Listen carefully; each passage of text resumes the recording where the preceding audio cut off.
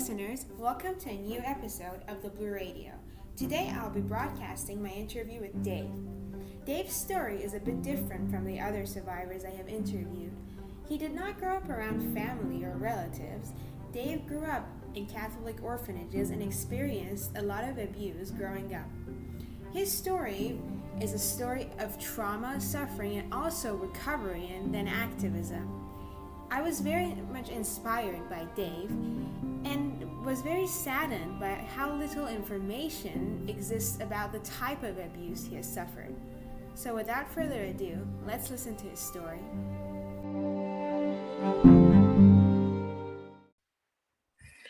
Yeah, well, I spent the first 16 years of my life in care after my mother died in 1959. I was put in a number of homes, all run by the Catholic Church. I was in 2 orphanages, and then at the age of 12, I was put into the notorious St Ninians, which was run by the Irish Christian Brothers. Within days, I was taken up to a room by one of the brothers, where I was sexually assaulted, groomed to an extent where I spent the first couple of days waking up naked. And it wasn't until years later when I looked back and discovered that there was a lot of drugging going on. The sexual abuse very quickly turned violent, and I quickly realised that I was in the midst of a massive child paedophile ring that had been going on in Scotland for decades. I was taken downstairs to the shower unit, where we would be moggled by priests, we would be molested by priests. And then in one occasion, the boy who was in the next bed to me disappeared completely off the face of the earth. And when I started asking questions, I was taken down to the cellar. I was blindfolded. I had my eyes tied behind my back, and I was hung from the shower. And at this point, I had other men coming in, and I was raped by a number of men. And I was told by the head one, my main abuser, that if I ever told anybody what was going on, I would be murdered just like Joe. And this was a pattern that went on for the 4 years I was there up until my 16th birthday party. This included being taken all over Scotland and Ireland to be put into satanic abuses. I was taken into houses where there would be back gardens that had coffins put in the ground. We would be put in coffins and left for hours with stones being thrown over to simulate burial. We would then be taken out, drugged, and raped by up to 10 men at a time. As I say, this went on for all of my youth up until the age of 16. So one question that I have, this is just really horrible, and I was just wondering that how is it that if you have any information on the fact that how do these things happen and nobody understood them, and why do you think that the law enforcement didn't do anything about it, or how did they justify this? Was this something that they said it was towards a religious purpose? Because this is horrible in any way, but I'm just personally curious that why, how could they justify it? Such a big act on such a lot of children. My answer to that, Harriet, and which a lot of people are now understanding, and this is why the focus and all the eyes seem to be turning on Scotland, is that people in Scotland never have been able to deal with the issue of child sex abuse. A lot of this is down to the religious domination, not only over decades, but centuries. What happened in the last century, for decades and decades, is the simple answer to your question is we were simply forgotten. No one came because no one cared. And we were left in these places. We have stories of minibuses, loads of priests coming up to these places for sex parties. I was one of the unfortunate ones who came under what was called the orphan division, which meant in holiday periods when other kids and boys went home to their families, we stayed there.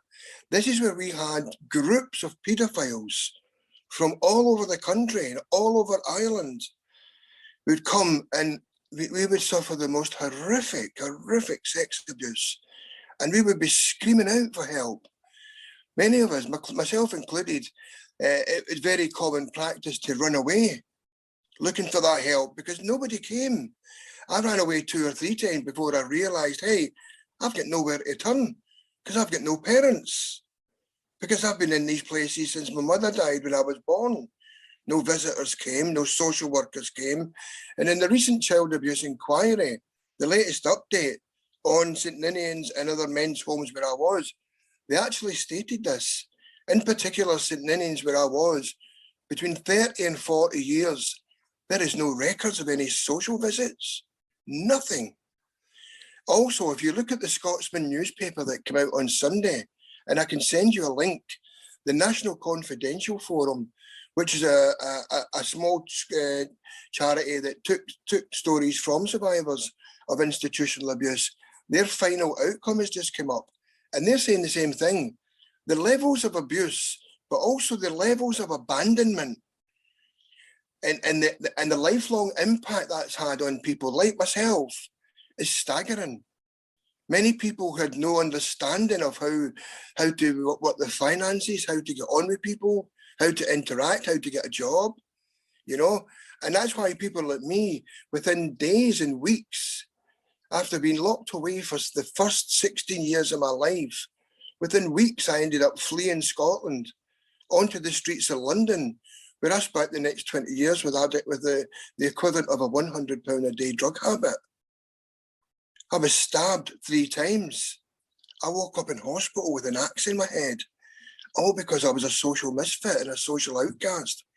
I had never had any of the experiences that people like yourself or anyone else have in childhood, in ways of fitting in ways of progressing, in ways of developing. So when you were growing up, so you said this was a really closed community and nobody could visit, and I assume that they didn't allow you any interactions with outside of this institution. So did you think that this is how everyone grows up until the time that you were 16 and you were able to get out of there? Or did you know that this was wrong? Did you know that there was another way to live or not? How could you?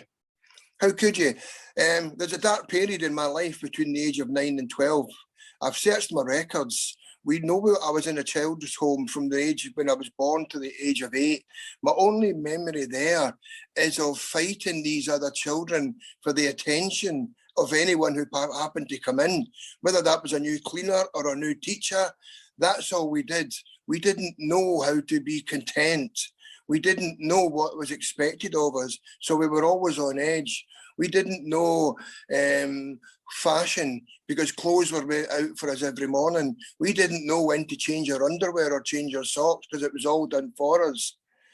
The same with relationships. We didn't know how to act with people. So our immediate reaction, especially after being institutionalized for 16 years, was, that we were different. We were different from everybody else. And at that age, mixing with other kids that age, that left us to ridicule. So the safest place was what we now call the dark world. And that's where you go where the homelessness are. Oh, what? That's where the drug addicts are. Oh. The safest place was what? I didn't understand what you just said. Sorry? You said the safest place was where? A dark corner? The dark world. Oh, okay, the dark world. Have you heard of the dark world? Actually, I have not. Could you explain? The dark world is where we go, where when you're homeless and you live in a city and you don't want to be found because you've gave up on society, because society's give up on you. So you get fed up, getting hurt and getting fed up. And what you do is you'll find a place to live where none of the local key workers will go. You know where they won't go, but you have to stay near enough to smell the soup kitchens. You have to stay near enough and know the right places to go, the homeless centres where people won't ask too many questions. So you become unknown and you find somewhere where no one's going to find you. And every city and every town in Scotland, UK, Ireland, America, every town and city's got these places. And I can go to any town and city and find them. If you know what you're looking for, it's these people who don't want to be found.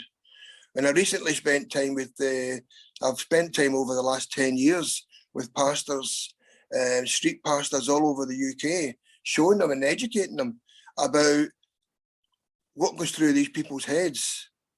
You know, what's it like to, and I would ask you the same, can you imagine living in a world where you don't speak to another soul for 2 weeks? Try it. I really cannot imagine. I mean, it's difficult. And that's the life we lead. I did it for weeks and months at a time. Why? Also because in my situation, I had a dark secret. This priest, this Irish Christian brother had told me, if you ever tell anybody what happened to you, we'll come looking for you and we'll kill you. And we'll also kill the person you told. So this led me to run for the best part of 40 years, because I thought every relationship I developed, I would get closer to people and then they would eventually find out. So when I get close to people, I had to get declosed by running away from each relationship. And as I say, I did that for the best part of 40 years. And then I recently found out in a lot of the work that I do now that there's thousands of Dave Sharps out there doing exactly the same thing. Wow. Wow. I mean, your case is so different from whoever I have talked to before. I'm trying to take it all in and digest. So basically, you're saying that you were in this institution, that they dictated life to you for 16 years, and they abused you horrifically and impaired you of interaction with any other human being outside that institution. So I know this must be like a very, very sensitive question, but what was the goal of these institutions? Why did they want to take all these children and basically torture them? Why? Was it, you said one of their purposes was for to satisfy the pedophilia of some people who referred to these places, but were there any other purposes? What became of all of these children who were in that institution with you? Do you know? Two things. Most of them took their abuse to the grave. And what we're finding now is that the ones that are taking their abuse to the grave are getting younger and younger. Why? Because society still cares less. And in answer to your first question, what makes these people do it? It's power. It's power over another human being. In my case, it was the Catholic Church. But the Catholic Church is no different to many of these other institutions. And the saddest thing, the biggest thing is that they still, almost 50 years later, they still hold that power. This is why we fight. This is why we campaign. This is why we protest. This is why we speak out.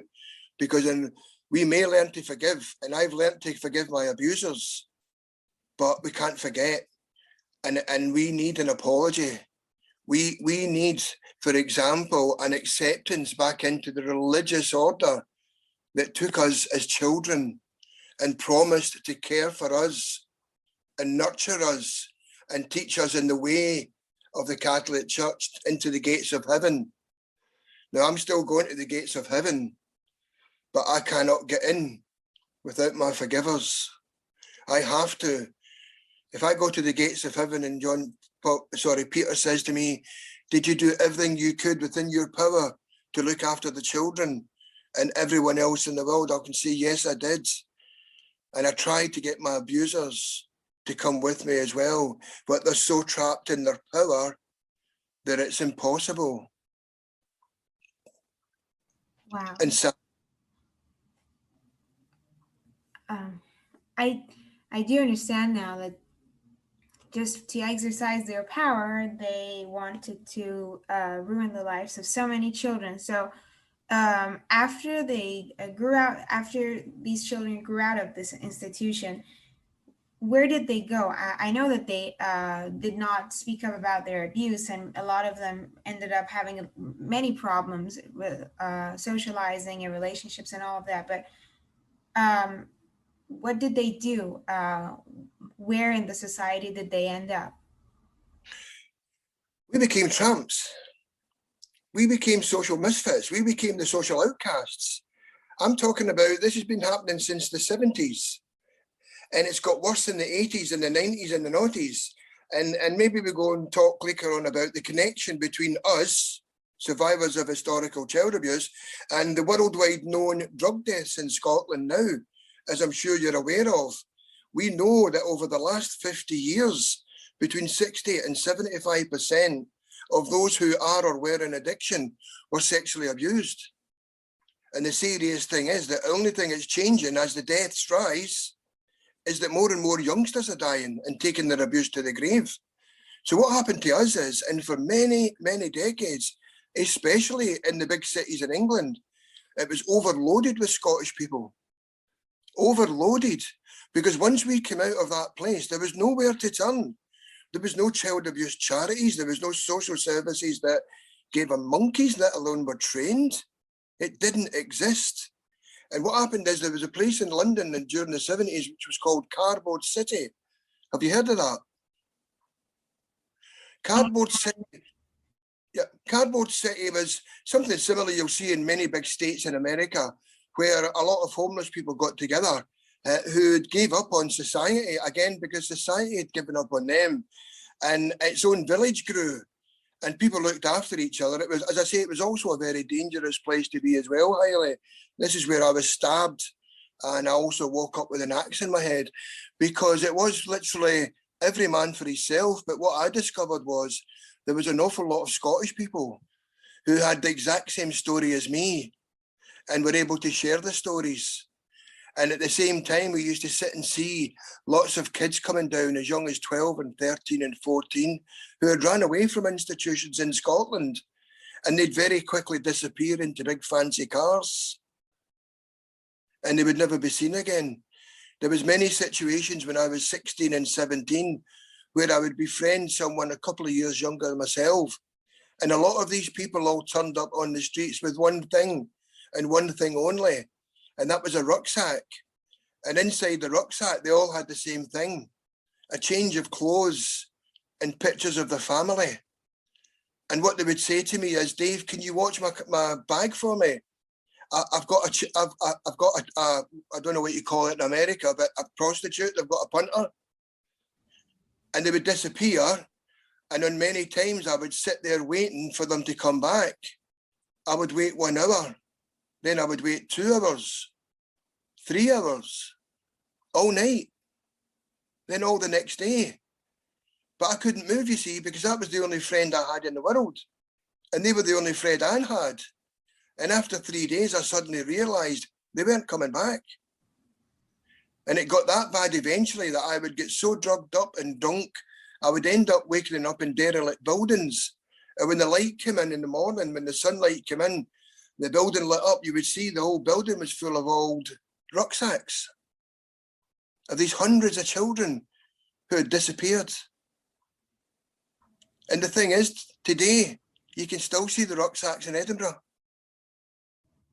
Oh my God! Wow, that's just so sad, and that's just going on under the skin of the city, and nobody really understands. I mean, Nobody's interested. Nobody cares. I for one never heard of this before. So, what is it? Does this institution have a specific name, or is it just like the Catholic Church, or does it have a specific name? No, again, it's like I say. I mean, the Catholic Church and the religious leaders play a big part in this. Scotland as a country has never, ever learned how to deal with the subject of historical child abuse. It never has. Oh. And many people use the Catholic Church and the religious leaders as the main excuse, and it probably is. But it doesn't stop them from, say, it's historical. A lot of the elders, your fathers, your grandfathers, or your grandmothers and stuff, they were also brought up to, you don't talk about this. We don't talk about this. Scottish people don't talk about child sex abuse. And this attitude has gone down the generations. And now people are more comfortable actually standing, knowing this is happening and turning away. And this is why we have to speak out. This is the battle we're in, because if you don't, your children could be next. It's that simple. You're completely right. I mean, I couldn't agree more with you. So, Dave, how did you manage to recover? How did you come out of living in those societies where you did not want to be found, being an outspoken survivor? And I see that now you're living in a house. So, what was your healing journey like? I'll tell you when I'm in heaven. I'm now a Christian, and I know I'm going to heaven, but yeah, I'm laughing, but yeah, my healing journey wouldn't have happened without bringing Jesus Christ into my life. But when I was 16, when I left the hostel, left the home, Hayley, as I say, within weeks, I was in London with an equivalent of £100 a day drug habit. I lived in skips, I lived in Cardboard City, I lived in squats, I lived in derelict buildings. My mental health, my physical health, everything deteriorated so badly. I became a social misfit and a social outcast very quickly because I associated myself with similar people. I associated myself with people whose only interest was where the next fix was coming from, you know, and I associated myself with the drug world and a drug culture where if I didn't have my drugs, I would do anything to get it. I spent many times in prison and many times in mental institutions. In the end, what happened to me is I burnt out. At one stage, my nickname was Dave the Neck because I couldn't inject myself anywhere else except my neck. All my veins had been used up. And as I say, I'd been in and out of hospital and mental hospitals because I was running away from horrific child sex abuse. You know, everybody I met, I couldn't find anybody who was in a worse state than me. And when people tried to get close to you, you had to run. You had no option. Again, this is what the legacy of abuse is. This is what's happening. Then again, when you talk about anybody caring, nobody cared. We were abandoned in these places. So not just the abuse, it's the consequences of abuse and abandonment that affects your whole life. And that's almost all my life. I've been a loner. But what happened was I gradually started to burn out. Drugs had less effect on me, not less effect. I remember I started taking drugs, a smaller amount of drugs, and I'd be out of it for longer. This is what was called burning out. And then at this stage, I met a girl, a Scottish girl in England, and she became my first girlfriend, and she became pregnant. And so I did the honourable thing, and I married her in Northampton in England. And exactly 5 weeks after we were married, I woke up. I even went out so far as to get a bed sit. I got a room where we could stay, and I tried to get a job on a building site, but my body was too weak. I couldn't do it. I made every effort. I was trying to fit into society. I was fed up because what had happened over many years, I was a professional shoplifter, and I had to shoplift £300 worth of goods to sell for a third to fund my £100 a day drug habit. And I did this for over 20 years. And if you sit there and put up a calculator and try and work out how much that actually is, you would be quite staggered at how much money I've gone through for drugs. But anyway, now I was in a position where I had somebody to live for. Somebody actually liked me for what I was. So I said, let's get married. And we got married, and it was the greatest day of my life. And then exactly 5 weeks after we were married, on the 4th of June, which was just Friday just gone, 23 years ago, I woke up and Alice was lying in my arms dead. And I was just staggered. I couldn't believe what had happened. And the police were called, and I was injected, and I was taken into a mental hospital, and I stayed there for a long time. And they told me, they said, your wife died of natural causes. I said, what does that mean? I mean, come on. I said, I've had so much bad luck. I've lost my mother. I've lost my family. What does that mean? What about the baby? Says the baby died as well. I said, oh. And what happened there is, Hayley, I was in the hospital and I had two choices to make. I could either go down the life I'd been leading and end up dead, or I could turn my life around. So I decided I had to turn my life around. And while I was in the hospital, I phoned the police station of the home I was in. And I told them I wanted to report serious child sex abuse. And I remember the police laughing at me and saying, "Oh, nobody gets anywhere in Scotland. You can try, but you won't get anywhere." And hung up the phone on me. And something inside burnt and said, no, this is not, I'm not going to let this happen. No. And from that day on, I promised I would campaign for justice, not just for me, but for other people. And then over the next 23 years, I've campaigned all over the world. Within 2 years of my wife dying, I went into college, tertiary college. I got what we call it an AO in sociology.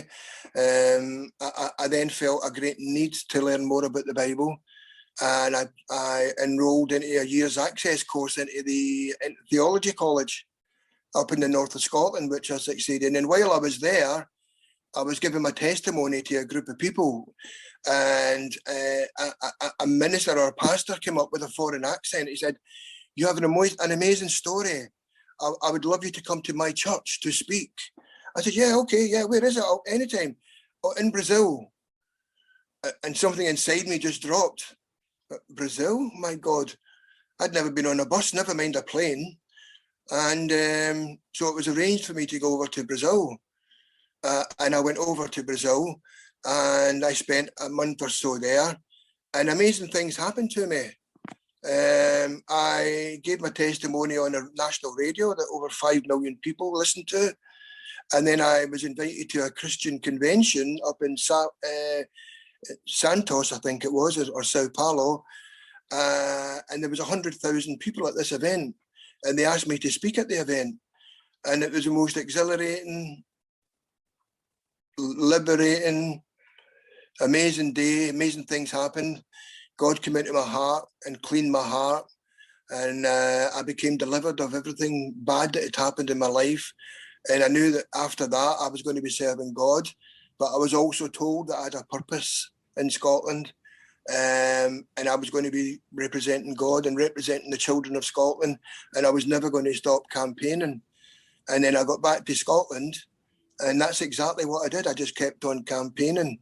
I've done various campaigns. I've been back to Brazil, where I was asked to organise a rally against the Catholic Church in Sao Paulo. And we had 30,000 people turned up. We rallied through Sao Paulo. That was amazing. And when we were doing this rally, I noticed hundreds, not dozens, but hundreds of Scotland flags. And I knew at that point that God was saying to me, there's a lot of work to be done in Scotland. You're going to be right at the heart of it. 1 second. So, this experience, wow. You went from not wanting to be found to talking to millions of people and explaining. So, as we're approaching the end, I just wanted to ask you this one question. So now with all of these amazing experiences that you have, and with all the sad things that you've unfortunately been through, so if you were to go back and say something to your childhood self, what would you say? Well, I'm writing a book now, and it's called I Live Under the Table. And the book's about me as a 12-year-old child, because I had no education, because I was being abused. I was raped in the classroom. I was raped in every room. So education for me is something that I have no memory of, very, very little of, because most of it was in the institutions, what we would call homeschooling. But yeah, I have a great relationship with my inner self. It's a good question. What would I say? The most important question is, would you listen? Would you listen? I also said that if I ever did write a book about myself, it would have to be about my inner self, because everything that I am now is everything he didn't want to be. So I guess what I would say to my inner self is hang about, because at some point along the line, we're going to grow up together and be connected. That may be when I die. I don't know. But yeah, I have a relationship with my 12-year-old self that is frosty, but also very warm. I love him very much, and I'm so sorry for everything that happened to him.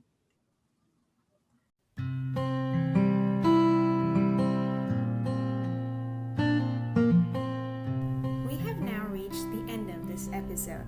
Thank you for listening and stay tuned for more.